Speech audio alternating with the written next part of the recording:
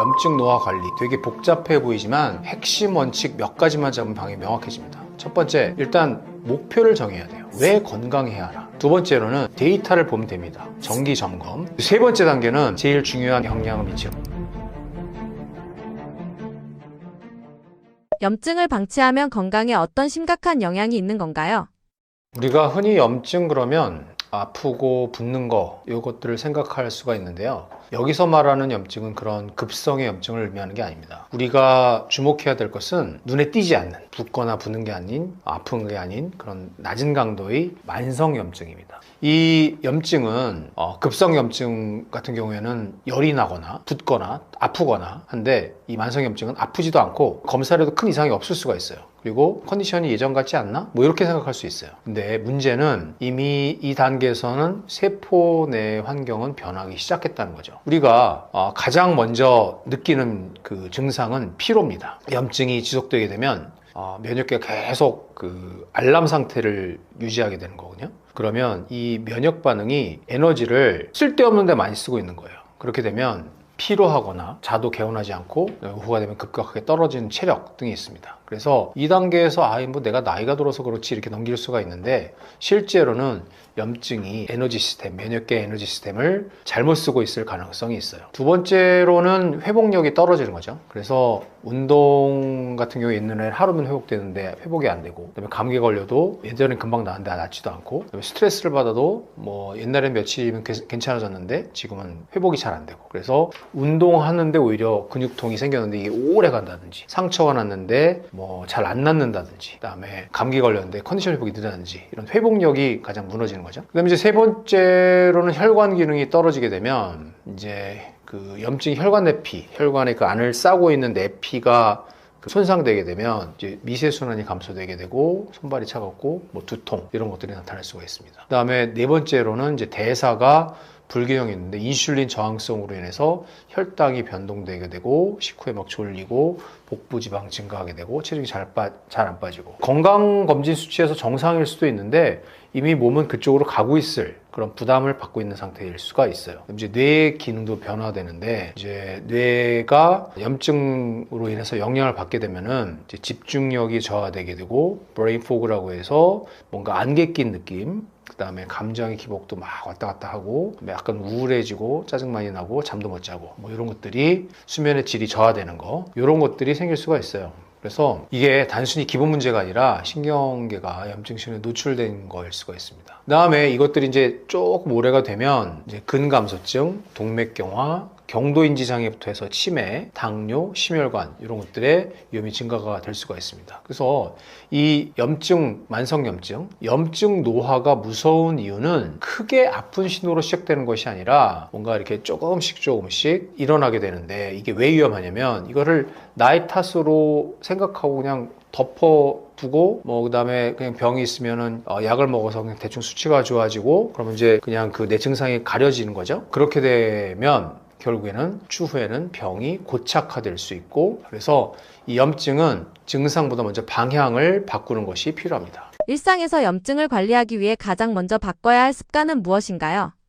염증에 있어서 가장 큰 역할을 차지하는 것은 뭐 당연히 음식입니다. 음식 중에서도 가장 효과가 좋은 것은 마시는 당, 액체의 형태로 된 설탕입니다. 설탕과 과당입니다. 그래서 그 음료, 달달한 커피 이런 것들을 가야 되는데, 이거는 이제 의지도 중요한데 환경을 잘 설계를 해야 돼요. 그래서 집에 아예 그런 걸 담아두지 않고 냉장고나 회사에, 그다음에 이제 커피 같은 경우에는 우리가 일단 시럽이나 설탕을 일단 먹으면 안 되고요. 그다음에 이제 우리가 콜라라든지 뭐 여러 가지 뭐 스포츠 음료 이런 것들 보면 다 과당이 들어가 있거든요. 무과당으로 먼저 가야 되고, 그렇다고 뭐 제로 음료나 감미료가 들어간 건 괜찮지 않느냐, 제 책에서도 써놨지만 똑같은 대사적인 영향을 미치기 때문에 제로 음료도 자유롭지 못합니다. 그래서 이것들을 되도록이면 총 에너지의 10% 미만, 가능하면 5% 미만을 줄이라고 해야 되고요. 근데 이게 이제 왜 중요하냐? 이게 미토콘드리아에 영향을 주기 때문에 그래요. 그래서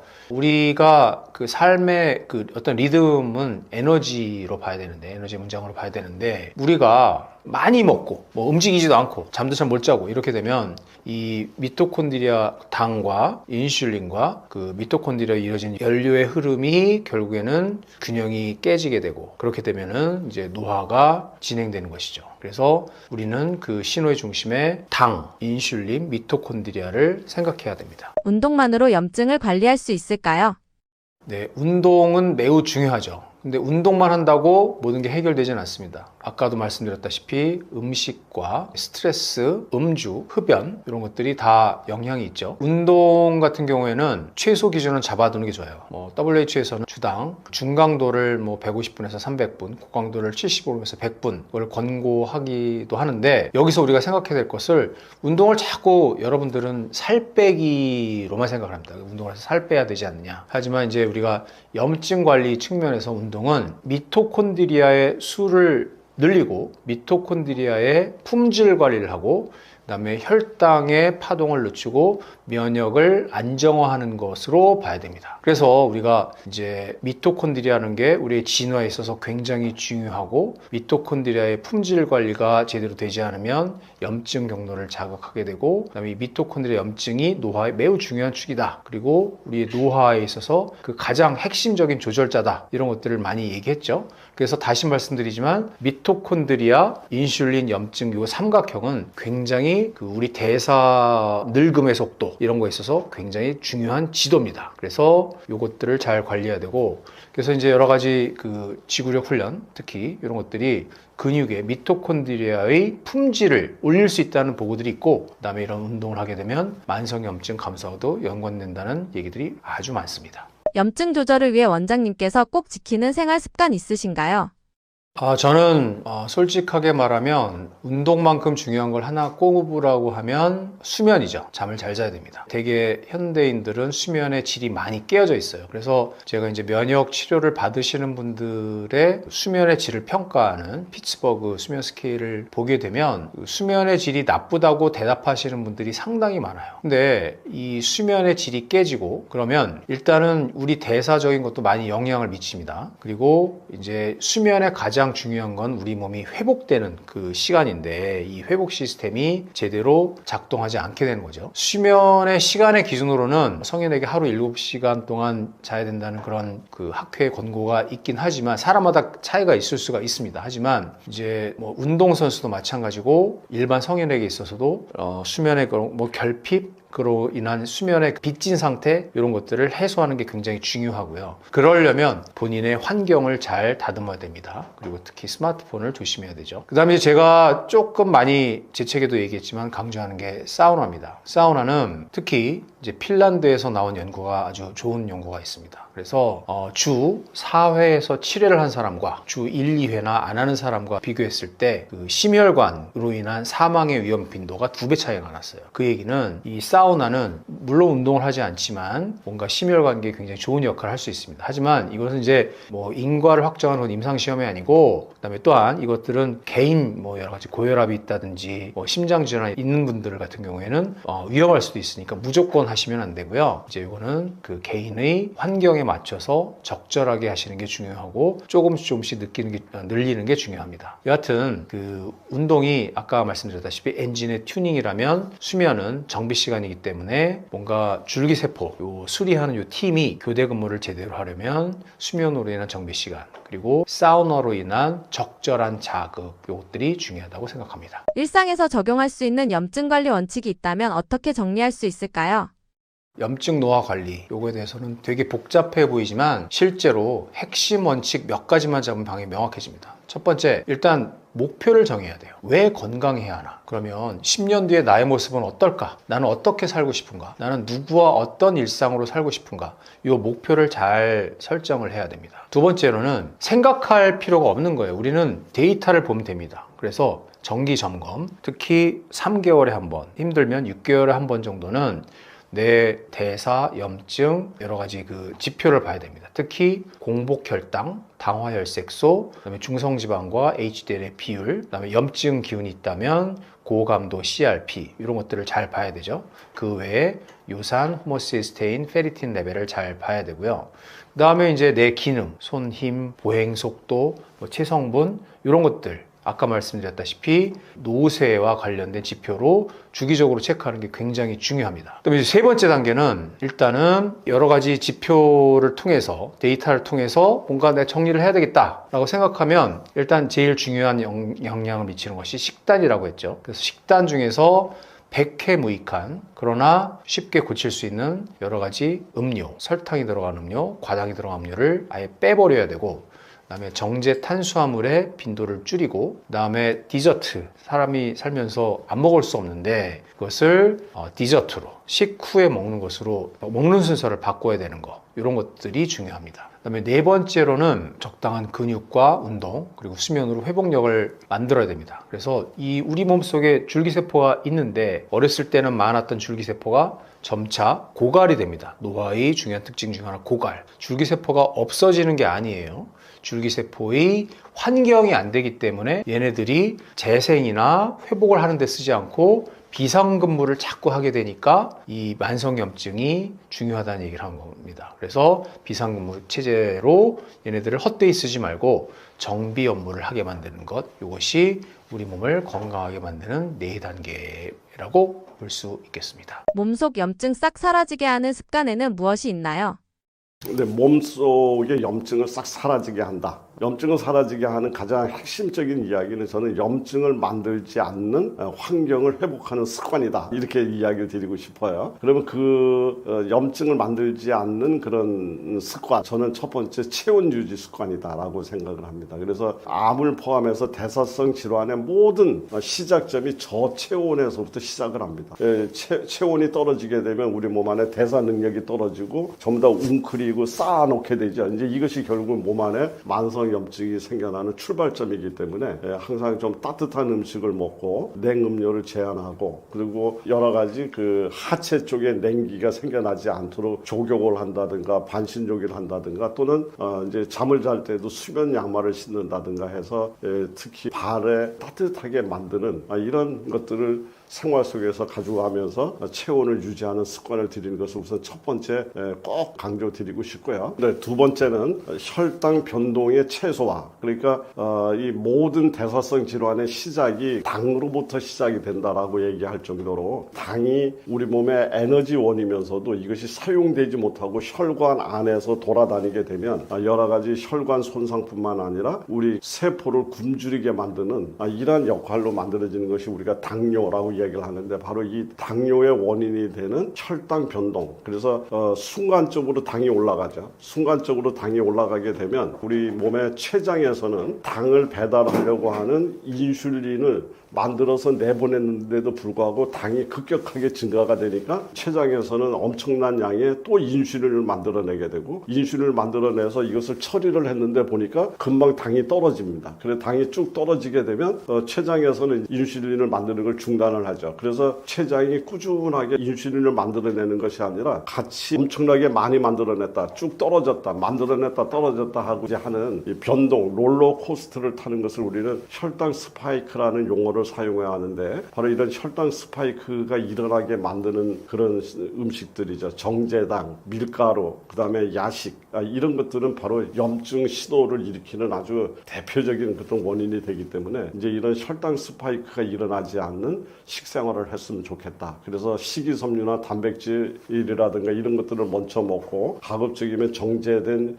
당이라든가 밀가루 음식을 이렇게 후에 먹거나 그것을 가급적이면 먹지 않는, 줄이는 이런 습관들을 꼭 강조드리고 싶고요. 그리고 항상 이야기입니다만은 우리 몸의 면역 기능의 70%를 담당하고 있는 장이 건강해야 우리가 먹은 음식물들이 올바로 분해가 돼서 우리 인체가 필요로 하는 상태로 변화가 된 상태로 우리 몸 속에 들어가서 정말 우리 몸을 건강하게 만들 수가 있는데, 장의 상태가 망가져 버리게 되면 계속해서 독성 물질이 만들어지고 그것들이 우리 혈관을 타고 인체에 유입이 되면서 혈관에 염증을 일으키기 때문에 장 건강이 매우 중요하다라고 생각을 합니다. 그리고 우리가 깊은 수면 속에 들어갔을 때 우리 몸이 리셋이 되고 또 여러 가지 그 시간대에 망가진 것들을 고치고 이렇게 되는데, 수면의 질이 떨어진다든가 또 수면 상태에서 호흡이 얕은 호흡이 이루어진다든가 이렇게 되게 되면 자꾸 자꾸 우리 몸 안에서는 각성 호르몬의 일종인 코티솔이 상승하게 되고 그것들이 상승하게 되면서 결과론적으로 염증이 고정화가 되는 이런 상황으로 일어날 수 있기 때문에 평상시에 코로 깊게 숨 쉬는 연습이라든가 이런 것들 자주 하시는 것도 굉장히 염증을 줄이는데 굉장히 도움이 된다. 그리고 가급적이면 너무 늦은 시간이 아니라 최소한도 밤 11시 이전에는 수면 상태에 들어가는 것이 좋겠다라고 추천을 드립니다. 그래서 지금까지 이야기되는 것을 정리하자면 저체온 유지하는 습관을 들이자. 그다음에 혈당 변동을 최소화하자. 그리고 장을 건강하게 만들자. 그리고 수면의 질을 높이자. 이것이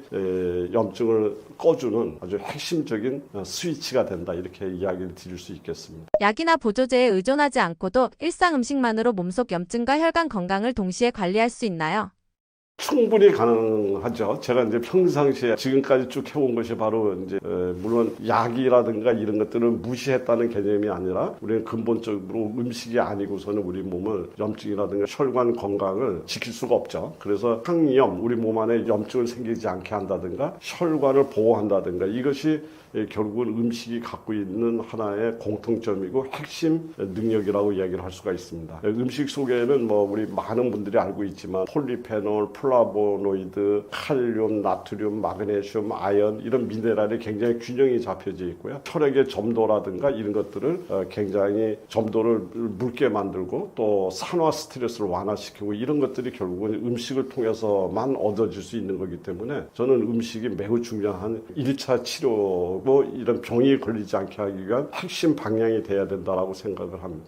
특히 우리 미나리라든가 양배추, 브로콜리 이런 채소, 그 다음에 들기름이라든가 호두에서 나오는 오메가3라든가 또 발효식품이라고 이야기하는 된장, 청국장, 김치, 단백질의 주 원료인 콩이라든가 생선 이런 것들은 정말 우리 몸에 없어서는 안 될 대단히 약 이상의 능력을 갖고 있는 그런 음식들이라고 생각을 합니다. 그래서 약을 끊으라는 말이 아니라 약이 필요가 없을 만큼 환경을 바꾸는 그런 음식을 섭취하라고 이야기를 하는 거다. 이렇게 제가 정의를 드리겠습니다. 약사님께서 혈관 명약이라고 표현하신 미나리는 혈관과 염증 관리 측면에서 어떤 특징을 가진 식재료인가요?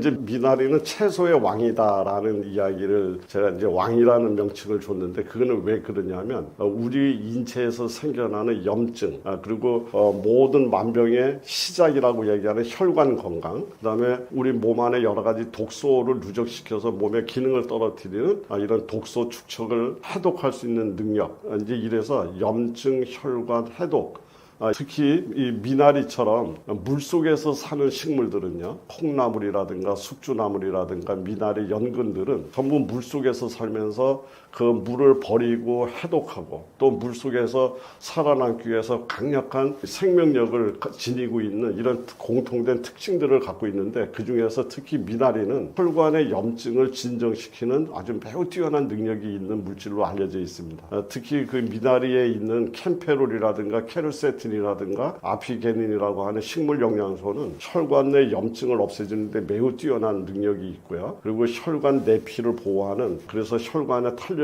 유지하는 데 매우 좋은 작용이 있는 걸로 많이 알려져 있죠. 그리고 피를 맑게 하는 해독력이 매우 뛰어나기 때문에 간 해독 효소를 활성화시키고 간에 여러 가지 지질 독소라든가 독성 물질을 해독해서 바깥으로 버리는 이런 능력이 매우 뛰어난 그런 효능이 있는 걸로 알려져 있습니다. 그리고 특히 현대인들한테 매우 문제가 되는 중금속이라든가 환경 독소를 배출하는 그런 능력도 이제 확인이 되고 있죠. 그리고 물속에서 살고 있는 이런 식물들이 모두 갖고 있는 특징적인 거지만 물을 버릴 줄 안다. 다시 이야기하면 우리 인체에 생겨난 여러 가지 부종이라든가 이런 것들을 없애고 미세 순환을 개선을 해서 혈액의 점도를 감소시켜서 손발 저림, 두통을 완화하고 이제 이렇게 여러 가지 다기능적 이런 효능을 보이기 때문에 저는 그래서 미나리를 혈관을 씻어주는 채소다 또는 자연이 만든 혈관의 명약이다 이렇게 표현하기도 합니다. 나도 모르게 몸에 독이 쌓이는 이유는 무엇인가요? 대부분이 그 독이라는 것은요, 들어오는 독보다 나가지 못하게 만드는 환경이 대개는 더 큰 문제가 됩니다. 그래서 예를 들면 변비가 있죠. 이러면 장의 정체가 된 거죠. 내보내지 못했기 때문에 독소가 쌓이는 거고요. 술이라든가 약이라든가 가공식품들을 지나치게 많이 먹으면서 간에서 내보내지 못하고 갖고 있는 과부하가 걸린 이런 것들. 그 다음에 운동을 하지 못해서 우리 몸 안에서 땀이라든가 이런 것들이 배출이 안 되면서 축적된 독소, 이제 이런 거. 또 미네랄이 부족해서 해독 효소들이 올바로 작동이 되지 못하면서 몸에 쌓이는 이런 겁니다. 그래서 독소는 특별한 날 어느 날 들어오는 것이 아니라 매일 조금씩 배출이 막힐 때마다 쌓여가는 것이 독소다, 이렇게 생각이 됩니다. 그래서 독소는 배출을 도와주는 이런 관점에서 해독의 문제를 우리가 잘 이해를 해야지 된다, 이렇게 이야기 드릴 수 있을 것 같습니다. 우리 몸에 독소가 쌓였을 때 보내는 증상에는 무엇이 있나요? 몸은 독소가 쌓이게 되면 이제 불편한 신호를 보내게 되죠. 불편한 신호의 대표적인 것은 이유 없이 너무 피로하다. 요즘에 이렇게 내 몸이 피로할까? 이제 이런 거라든가, 머리가 굉장히 안 맞는 모자를 쓴 것처럼 무거운 두중감을 느낀다든가, 그리고 피부에 자꾸 여러 가지 트러블이 일어나는 거죠. 피부에 염증이 일어나고, 그다음 피부가 여기저기가 자꾸 가렵고, 그리고 또 소화가 잘 안 된다든가, 가스, 복부 팽만, 손발이 붓는다든가, 관절이 뻣뻣하다든가, 집중력이 떨어진다든가, 기분이 굉장히 우울하고 기복이 심하다든가, 이런 것들은 병이 생겼다는 것이 아니라요, 병이 아니라 해독이 막혔다는 경고다, 이렇게 이제 이해하시면 될 것 같습니다. 그러니까 항상 이런 단계에서 이 문제를 잘 해독을 해서 풀어버리게 되면 이게 더 이상 병으로 발전이 안 되는데, 이것을 무시해버리고 어떤 올바른 해독 시스템을 가동하지 못하게 되면 결국은 이것이 발전이 돼서 여러 가지 만성 질환으로 이제 연결돼 가는 고리가 된다, 이렇게 볼 수 있습니다. 해독 주스가 몸의 독소를 빼는데 정말 효과적인가요? 저는 이제 해독 주스, 해독 스프, 과채 스프, 이제 이런 스프를 통해서 많은 분들의 건강을 도움을 드리기도 하고, 또 여러 가지 해독에 사용하기도 합니다만은, 저는 이것이 전부 다 100% 효과가 있다, 이렇게 이야기하지는 않습니다. 그래서 조건부로만 효과가 있다, 이렇게 저는 정의를 드리고 싶고요. 그러면 어떤 경우가 있느냐 하면, 효과가 떨어지는 경우, 같은 주스라도 과일 위주로 만들게 되면 지나치게 당분이 많은 주스가 돼서 또 한편으로 당으로 인한 독소가 또 생겨날 수가 있습니다. 그래서 적절한 과일과 채소가 혼합이 된 그런 레시피가 만들어져야 된다고 생각을 하고요. 또 장이 약한 상태에서 지나치게 주스 형태, 생식 위주의 과일 주스를 만들어 드시게 되면 또 이것 또한 장의 기능을 망가뜨려서 해독이 아니라 오히려 몸을 더 망가뜨리는 이런 쪽으로 사용될 수도 있고요. 그리고 단백질이라든가 미네랄이 없이 장기간 이런 것들을 복용하게 되면 오히려 우리 몸 안에 대사 기능을 떨어질 수 있는 이런 문제가 있습니다. 그래서 도움이 되는 해독 방식을 선택하기 위해서는 과일보다는 채소 중심의, 예를 들면 미나리라든가 샐러리라든가 양배추, 브로콜리, 우엉, 이런 어떤 채소 중심에다가 한두 가지의 과일이 들어가는 형태로 이렇게 만들면 좋고요. 그리고 너무 생으로 하지 말고 가볍게 데친 형태에서 만드는 거나, 또는 그냥 정식 요리 상태라면 국이라든가 나물 무침 형태가 가장 안정적이고 도움이 되는 형태다, 이렇게 볼 수가 있습니다. 그래서 해독은 빼는 것이 아니라 배출 시스템을 회복시키는 것이다 라고 저는 생각을 하고요. 염증은 없애는 대상이 아니라 생활을 바로 세우면 저절로 꺼지는 불씨와 같은 것이다. 저는 그렇게 정리하겠습니다.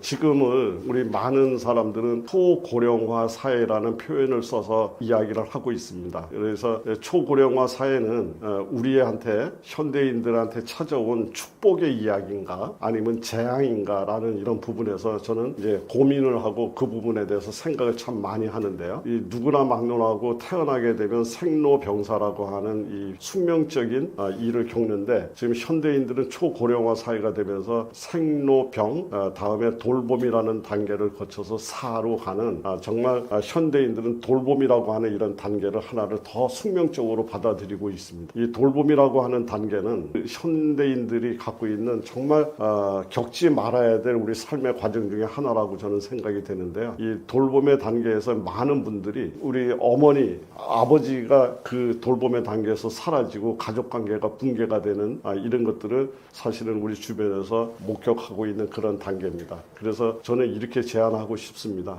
맨 마지막 그 순간까지 현역으로 살다 현역으로 떠나는 그런 건강한 삶이 우리 현대인들한테 최고의 삶이 되지 않을까 이런 생각을 하고요. 그래서 지금 현대의학은 과거에 비해서 질병을 치료하는 의학에서 삶을 지켜내야 되는 의학으로 그래서 현대 사회는 그러한 의학을 감당하는 의학의 3.0 시대라는 것을 요구하고 있습니다. 그런 면에서 저는 음식이라는 가장 안전한 처방으로 그런 해답을 찾아오면서 30년의 세월을 보내온 푸드닥터 한영선 약사입니다. 병이 생긴 뒤 치료받는 시대는 이제 지나가고 있습니다. 그래서 저는 오랫동안 수건이었던 바로 음식으로 치유할 수 있고 음식이 약이 된다고 하는 올바른 이런 것들을 많은 분들한테 알리고 홍보하고 계몽해서 너나 나나 할 것 없이 돌봄이라는 단계가 없이 정말 현역으로 살다 현역으로 떠나는 멋진 삶을 이룰 수 있게끔 제가 갖고 있었던 모든 경험을 교육이라고 하는 방식을 통해서 사회에 공헌하고 싶어 합니다. 그래서 한국 푸드닥터 교육원이라는 것을 만들어서 가정과 일상에서 바로 실천할 수 있는 음식 치유 교육을 하고 스스로 건강을 지킬 수 있는 푸드닥터를 양성하기로 마음을 먹었습니다. 누구나 자신의 몸을 돌볼 수 있으며 집집마다 한 명의 푸드닥터가 나오는 그날까지 한국 푸드닥터 교육원에서 저는 끊임없이 노력하고 살아갈 것을 약속드리겠습니다. 감사합니다.